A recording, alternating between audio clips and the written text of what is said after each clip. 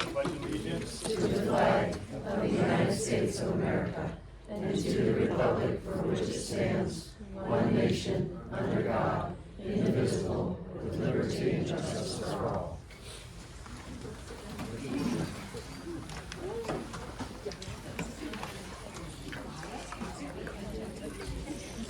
Okay, approval of the minutes. I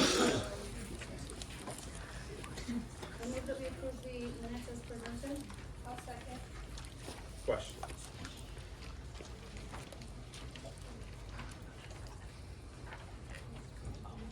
Anybody have any questions? Lana? Yeah. Monica? Yes. Ellen? Yes. Steve? Yes. Bo? Yes. Approval of the bills and the warrants. I make a motion to approve the bills and the warrants. I second. Questions?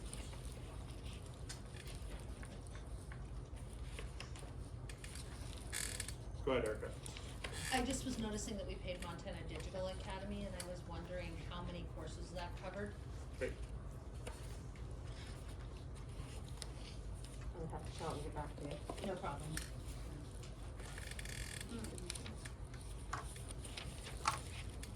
Any other questions?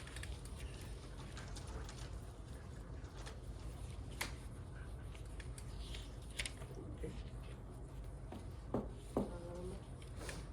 Monica? Yes. Steve? Yes. Lana? Yes. Ellen? Yes. Bo? Yes. Public participation on any non-agenda items.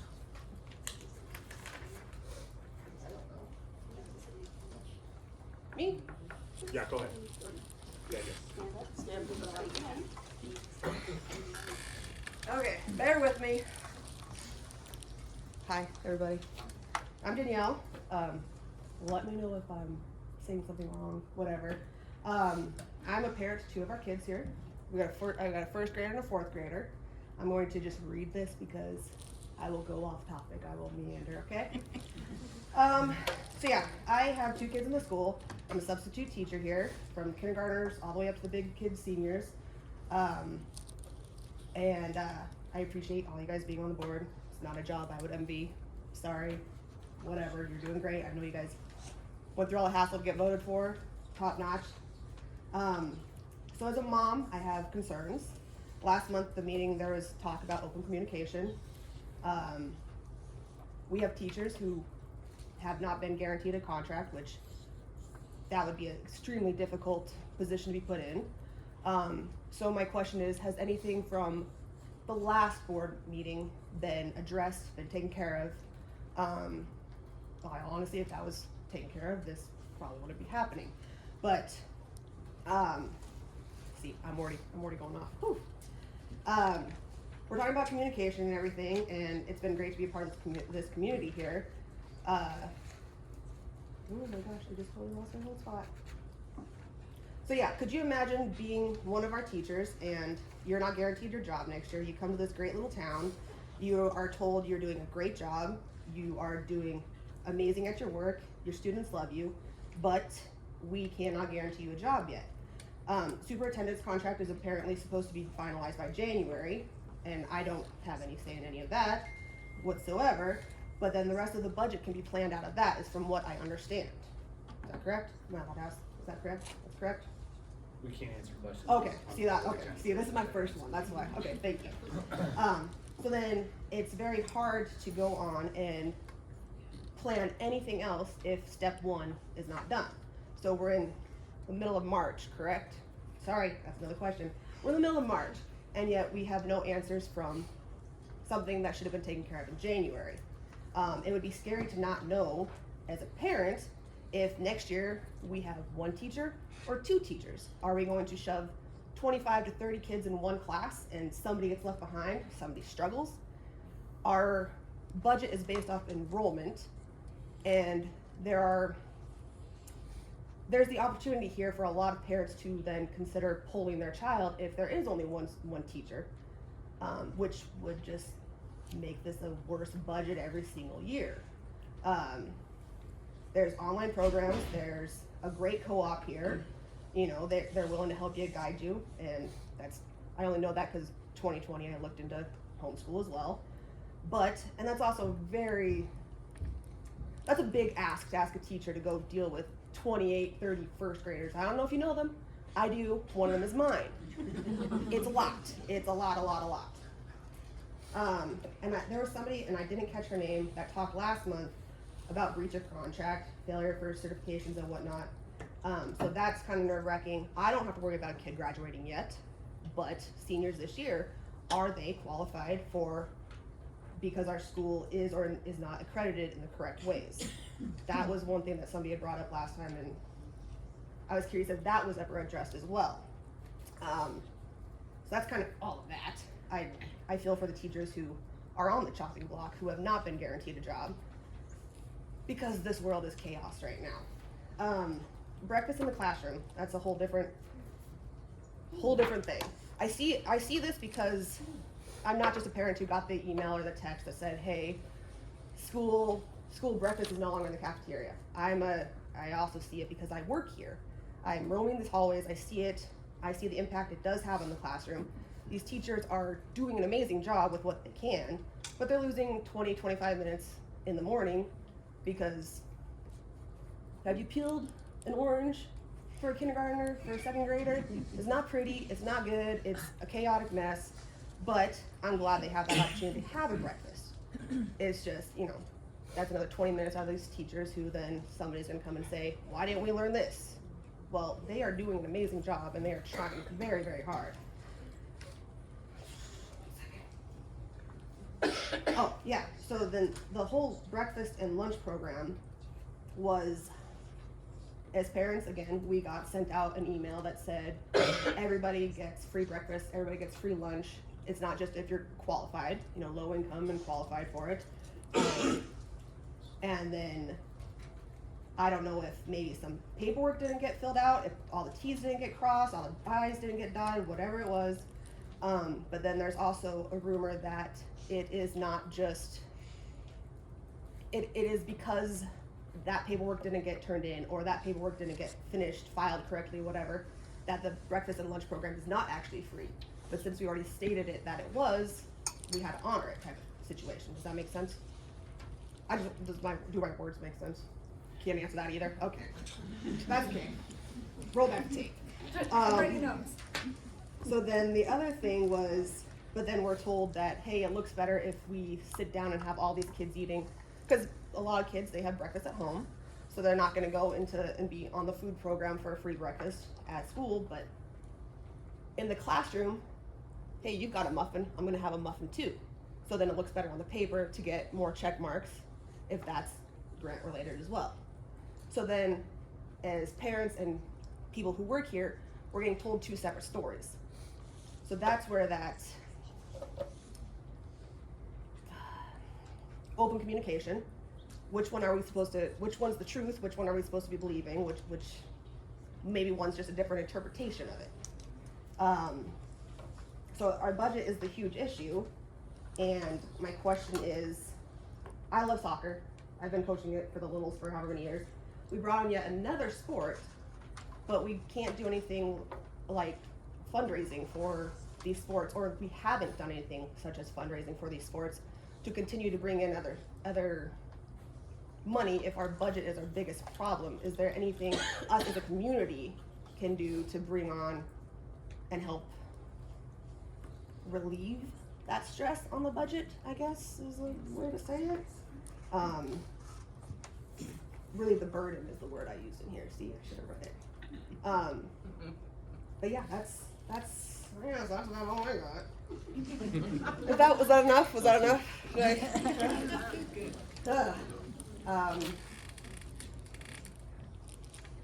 These are just bigger printing of this is all it is. Don't worry, I didn't write 3 pages. So yeah, that's about all I've got then. I don't know if you're allowed to ask me questions. Do you have questions for me? No? Okay. Okay, thank you.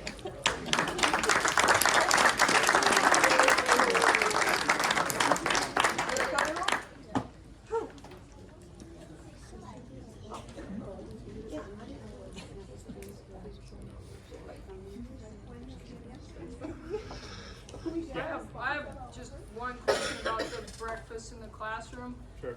Is it a requirement that they have to eat in the classroom? Or, because I know You're not gonna get an answer. I know, I'm just No, saying, I mean, I know, some- I'm sorry, but the middle school has the nice hallway with only tile, where you can spill stuff, it can get mopped up and it's not gonna hurt. We have brand new carpet everywhere in our school now, and if we spill stuff all over the carpet for 2 quarters, it's gonna get trashed. And if we have places where kids can eat without that, but they're still, like the middle school hallway, I mean, but they have to eat in the classroom, that's what I understand is, that's the rule. I'm just throwing that out there, cause I'm worried as a taxpayer that we just put in all this amazing, nice carpet everywhere, and we're gonna trash it in 2 quarters with kids spilling stuff, eating breakfast in the classroom.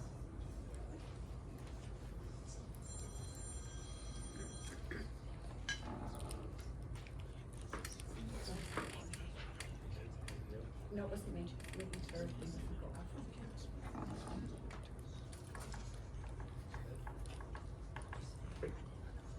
move on to reports, starting with the superintendent.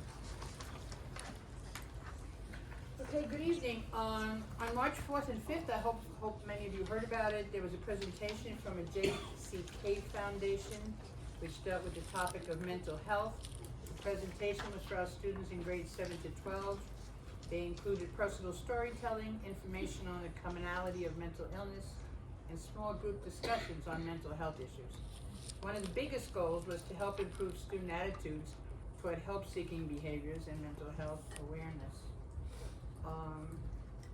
The mayor was there, the COO of the hospital was there.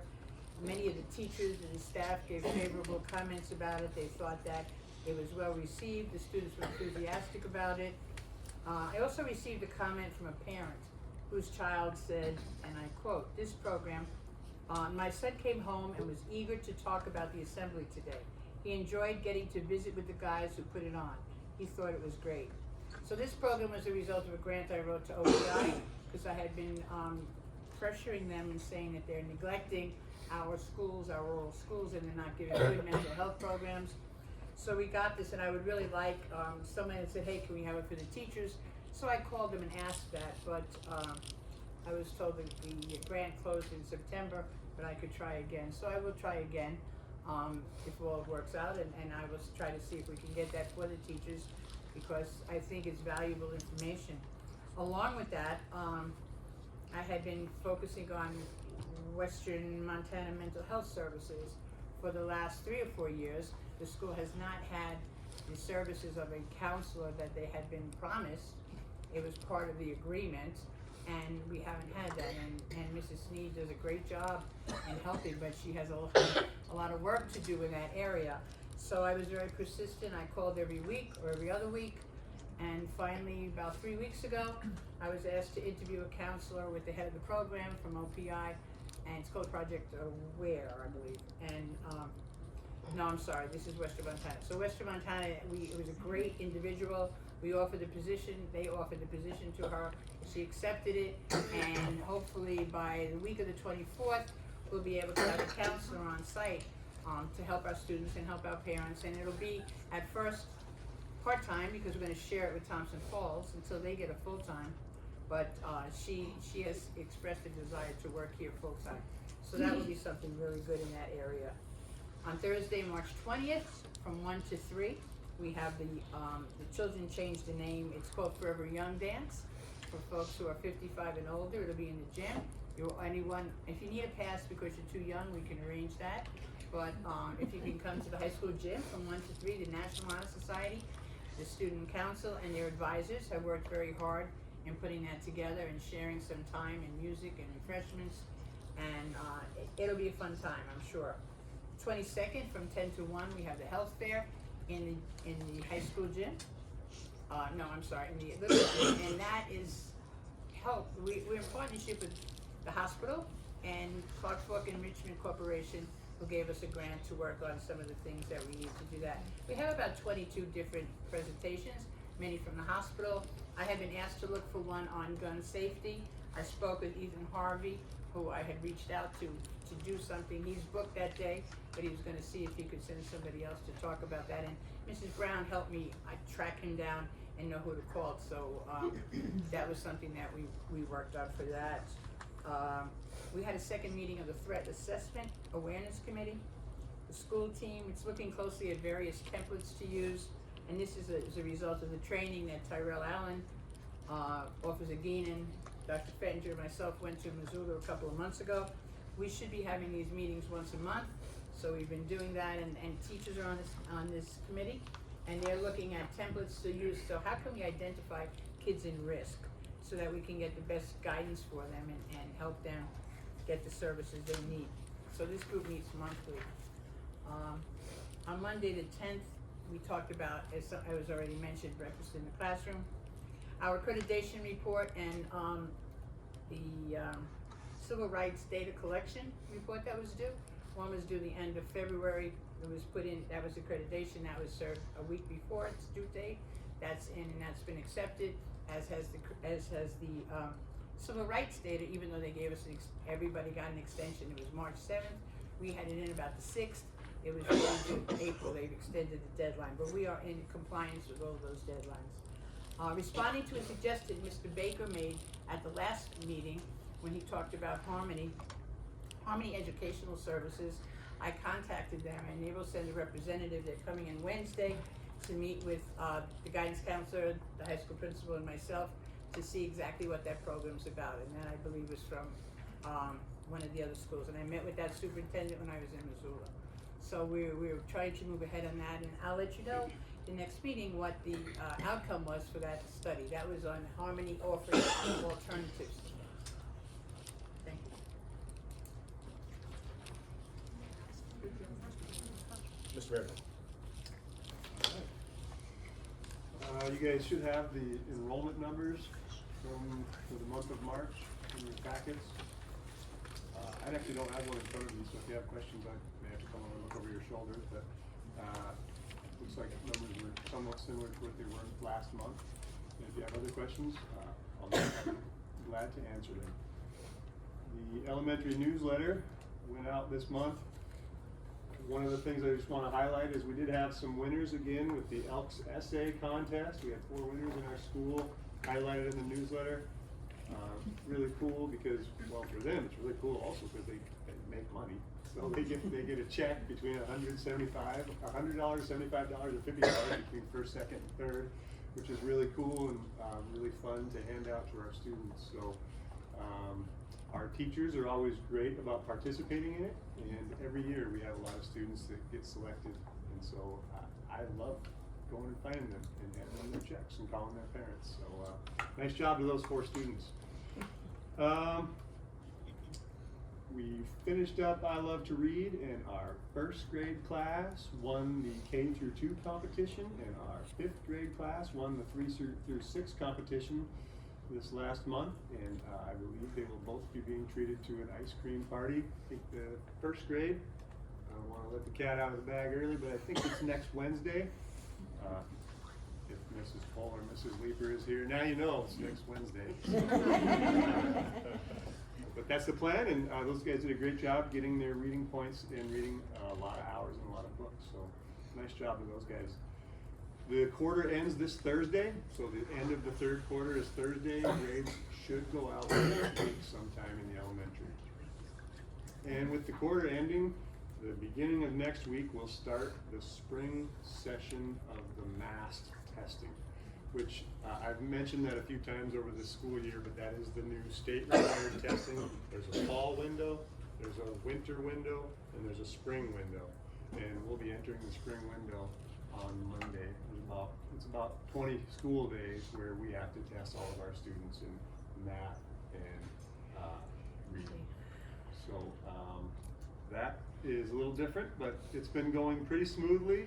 One of the things that we're running into is just when we have students that have absences, making sure we catch them on those days that they're here so that we don't miss the window. And then if there's too high of a percentage there, then we can get in some trouble with OPI. So just something I have to keep a little closer eye on. The winter window kind of got us a little bit, not horribly, but we had some students that I feel like we probably should have been able to get, and their absences just kind of caught us at a bad time. And last but not least, our students competed in the Sanders County Spelling Bee this last month, and we have a champion. I'll let Dr. Fenninger say who the champion was. It wasn't one of the elementary students. But with that being said, I was unaware of this. The Sanders County Ledger has been putting the spelling bee on for 30 some years here in Sanders County. It's one of the longest running county spelling bees in Montana. I didn't know that. They mentioned that spelling bee. So thank you to the Ledger. That's all I got.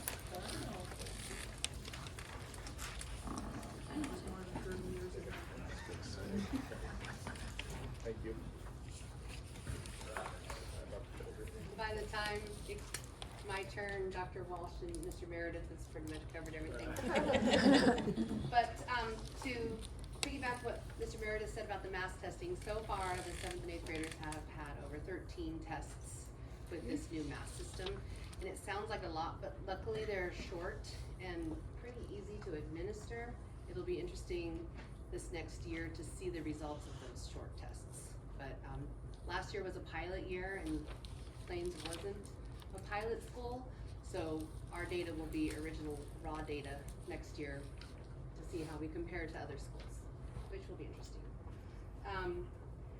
Dr. Walsh mentioned Project Aware, but what we have coming is Montana Cares, and it's a platform we've mentioned a few times in other meetings, so students can call in.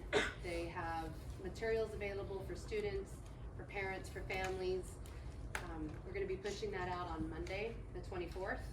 So we'll send it out via Infinite Campus, and then there'll be flyers to go home for the other kids, the little kids.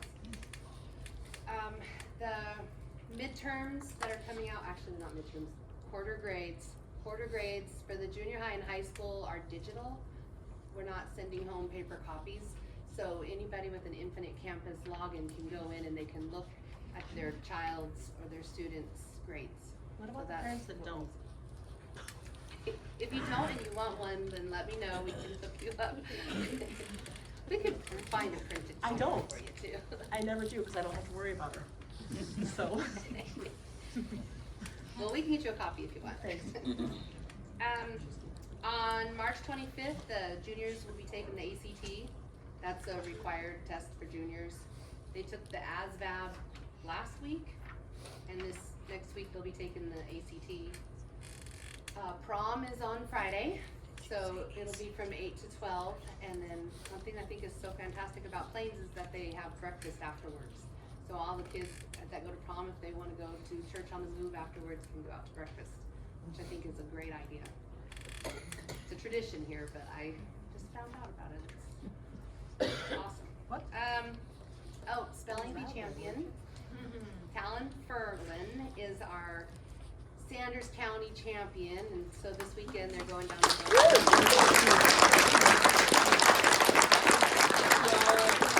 second year in a row, so that's pretty exciting.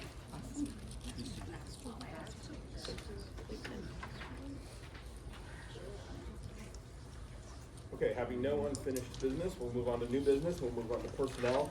And the first on there is consideration and possible action to approve addendum to the superintendent's contract. I recommend that we table this until we can properly notice this agenda item. I would second that. We'll table that until further notice. Tell us what the agenda item was. The agenda item is the consideration and possible action But what was the action? to approve the addendum to the superintendent's contract. Addendum was, What's that? what was the addendum? I'm just curious. Yeah. We can't talk about it because, I mean, it's on the agenda, so we should be able to talk about Yeah. it. The addendum is posted online. It's publicly, the whole contract is Can you just tell us posted. you're in this room, so you don't know how Yeah, to. we're tabling that for now. We'll move on. Out of state travel requests from the Skills USA National.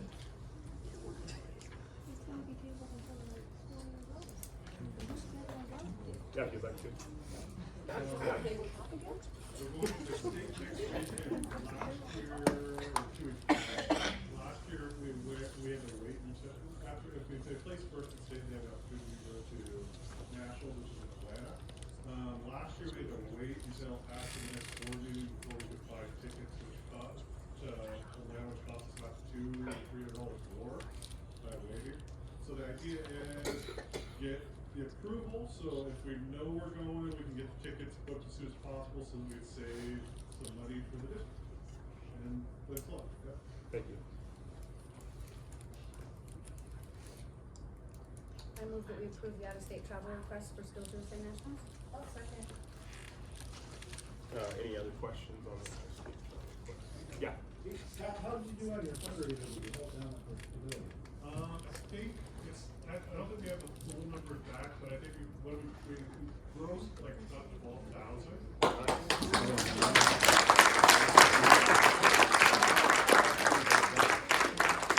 Very good. Oh, Yeah. I just wanna make a comment that, a old school clerk from Thompson Falls, Una Schlabitz, from my time in Thompson Falls as a kid, reached out to me and said that if we have our team qualify, our Skills USA team qualify for nationals, I will contact her and she will make a donation to our team. Wow. That's awesome.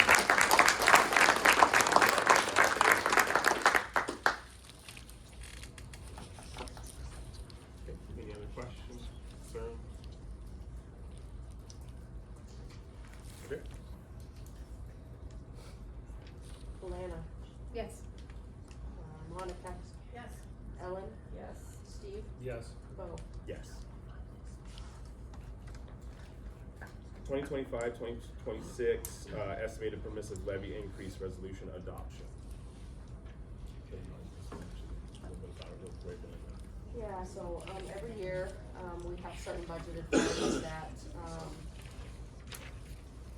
that have permissive levies attached to them, which means, they're not voted on. So because of that, we need to make sure we notice in the paper for taxpayers if we are estimating as of this time that any of those are gonna increase or decrease.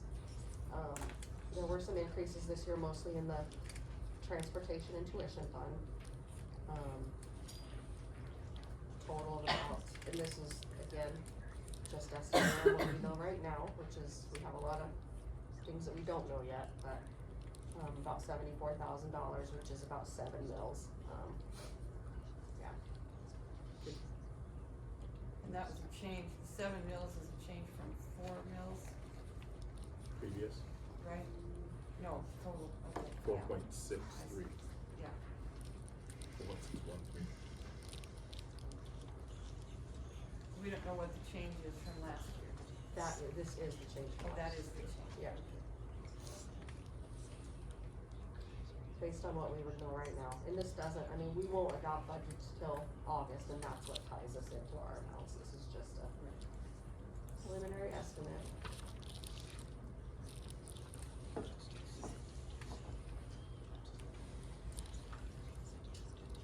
We got a motion on the table? I move that we approve the 25-26 estimated permissive levy increase resolution. I second.